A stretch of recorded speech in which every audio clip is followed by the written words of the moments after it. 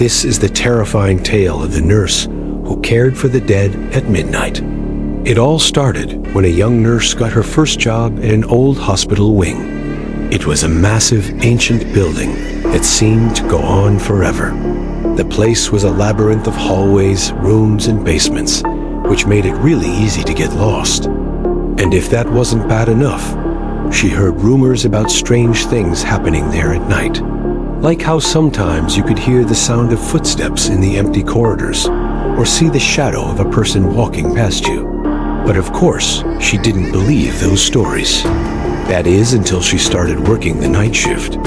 It was around 12:30 a.m., and she was sitting in the staff room eating a sandwich when she heard what sounded like children's footsteps.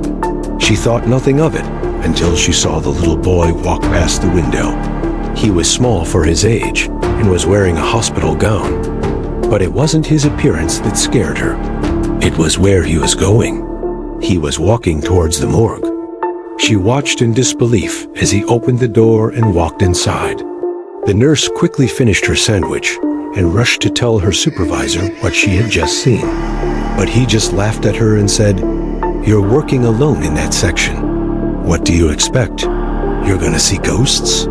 Relieved and a little embarrassed, she went back to the staff room.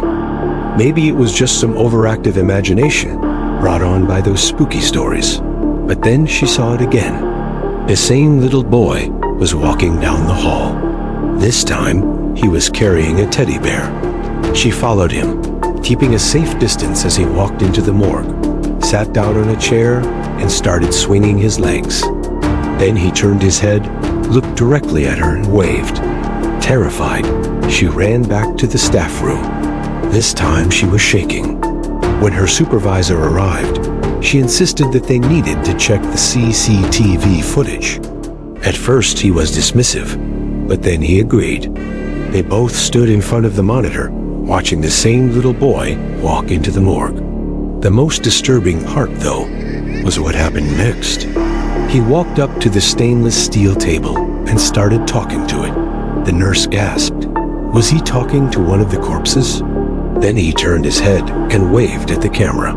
He did it again, just like he did when he saw her. The nurse was now shaking violently. Her hands were clammy and cold. Her supervisor called security, and they all went back to watch the footage together. The little boy was still there, talking to the table and occasionally waving at the camera. Then he stood up, walked out of the morgue, and disappeared down the hallway. As the days passed, she kept seeing the boy on her night shift. Sometimes he would walk by himself. Other times, he would be with a girl in a Victorian nightgown. They would run down the hallway, then disappear and reappear in the staff room. One time, she even saw them playing in the supply closet. She didn't report it again. She was too embarrassed. But every time she saw them, she couldn't help but smile. It was nice to know that even in death, children could find joy and happiness. Then one night she was charting in the supply closet when she heard someone enter. She turned around and saw the little boy holding a teddy bear. Then he did something that made her gasp. He took a drawing pad and a crayon from the shelf and started drawing on her clipboard. She watched in amazement as he drew a picture of a boy and a girl holding hands. Underneath it, he wrote, "Thank you.